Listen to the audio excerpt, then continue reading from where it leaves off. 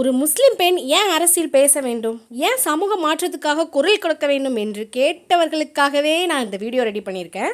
என் இனிய அன்பு சொந்தங்களே, அஸ்ஸலாமு அலைக்கும் வரஹ்மத்துல்லாஹி வரகாத்துஹு. எனது மார்க்கம் எனக்கு காட்டி தந்த வழிமுறைகளை நான் உங்ககிட்ட பகிர்ந்துக்கணும்னு ஆசைப்படுறேன். நம்ம வாழ்ற நாடும் நம்ம சமுதாயமும் நல்ல நிலைமைக்கு வரணும்னு நினைக்கிறது வெறும் அரசியல் இல்லை, இது ஒரு மோமீனோட கடமை. நம்ம சமுதாயத்தில் எவ்வளோ அநீதிகள் நடக்கு அப்படிங்கிறது நம்ம எல்லாருக்குமே தெரியும். நம்ம சமுதாயத்தில் நடக்கிற அநீதிகள் எல்லாம் பார்த்துட்டு நம்ம மௌனமாக இருக்கலாமா? இதை தான் நபி ஸல்லல்லாஹு அலைஹி வஸல்லம் அவர்கள் சொல்லியிருக்காங்களா?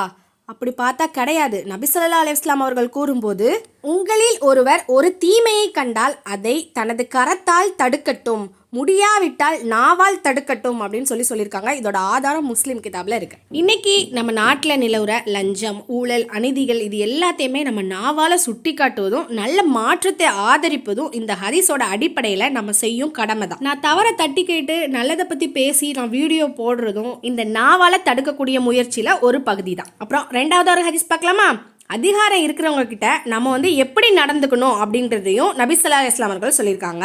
அதாவது அநீதி இழைக்கும் ஆட்சியாளனிடம் உண்மையை எடுத்து சொல்வதே மிக சிறந்த ஜிஹாத் ஆகும் சொல்லியிருக்காங்க. இதோட ஆதாரம் அபுதாவுத் திர்மிதியில இருக்கு. நம்ம நாடு முன்னேறணும், நம்ம மக்களோட உரிமைகள் எல்லாமே பாதுகாக்கப்படணும் அப்படின்னு தான் சீமானனோட நேர்மையான கருத்துக்களுக்கு நான் ஆதரவு கொடுக்கேன். இன்னும் இப்ப இருக்கிற அரசியல்வாதிகள் பண்ற தில்முழுத்தனங்களை எல்லாத்தையுமே வீடியோவா நான் மக்களுக்கு எடுத்து சொல்லிட்டு இருக்கேன். அப்புறம் இன்னொன்னு சொல்லிட்டேன், நம்மளும் நம்ம குடும்பத்தில் இருக்கிற 4 பேர் மட்டும் நல்லா இருக்கணும் அப்படின்னு நினைக்கிறது நபி ஸல்லல்லாஹு அலைஹி வஸல்லம் அவர்கள் நமக்கு காட்டி தந்த வழி கிடையாது.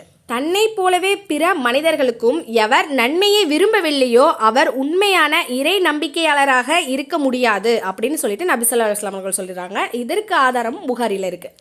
இப்போ நான் நல்லா இருக்கணும், என் குடும்பம் நல்லா இருக்கணும் மட்டும் நான் நினைக்காம என்னோட சமுதாயம், என்னோட நாடும் நல்லா இருக்கணும்னு நினச்சி தான் நான் இந்த வீடியோக்கள்லாம் போடுறேன். அரசியல் அப்படிங்கிறது நம்ம அனைவருக்குமான கல்வி, மருத்துவம், வாழ்வாதாரம் எல்லாத்தையுமே சார்ந்தது தான். நம்ம சமுதாயத்திற்கும் நம்ம நாட்டு மக்களுக்கும் நல்லது நடக்கணும் அப்படின்னு நம்ம விரும்புறது கூட நம்ம ஈமானோட அடையாளம். இன்னும் நம்ம இஸ்லாமிய வரலாற்றில் கலிஃபா உமர் ரலியல்லாஹு தஆலா அன்ஹு எல்லாருக்குமே தெரியும். அவங்க ஒரு சட்டத்தை கொண்டு வந்தாங்க. அப்போ ஒரு பெண்மணி மட்டும் எழுந்து நின்று அதை ஆதாரத்துடன் மறுத்து கேள்வி கேட்டார் அப்படின்னு சொல்றாங்க. அந்த பெண்ணின் துணிச்சலை உமர் ரலியல்லாஹு தஆலா அன்ஹு அவர்கள் பாராட்டினாங்களே தவிர, நீ ஒரு பெண், நீ ஏன் அரசியல் பற்றி பேசுகிற, நீ அரசியலை பேசக்கூடாது, அடங்கி தான் இருக்கணும் அப்படின்லாம் சொல்லலை. எனவே மக்களோட நலனுக்காகவும் நேர்மையான அரசியலுக்காகவும் நான் பேசுறது மார்க்கத்துக்கு எதிரானது கிடையாது. அதனால இனிமையாச்சும் நீ ஒரு முஸ்லீம் பெண் அரசியல் பற்றிலாம் பேசக்கூடாதுன்னு என்கிட்ட சொல்லாதீங்க தயவு செஞ்சு. ஊழலற்ற ஒரு நல்லாட்சிக்காக நம்ம என்றைக்குமே குரல் கொடுக்கணும். அநீதி எங்கு நடந்தாலும் அதை நம்ம எதிர்த்து கேள்வி கேட்கணும். எனவே என் சகோதரிகளே, அரசியல் என்பது ஆண்களுக்கு மட்டுமானதல்ல, அது நம் எதிர்காலத்துக்கான உரிமைக்கான குரல். அநீதியை எதிர்த்து நல்ல மாற்றத்திற்கு துணை நிற்போம். இன்ஷா அல்லாஹ் நம் சமுதாயம் தலை நிமிரட்டும். அல்ஹம்துலில்லாஹ்.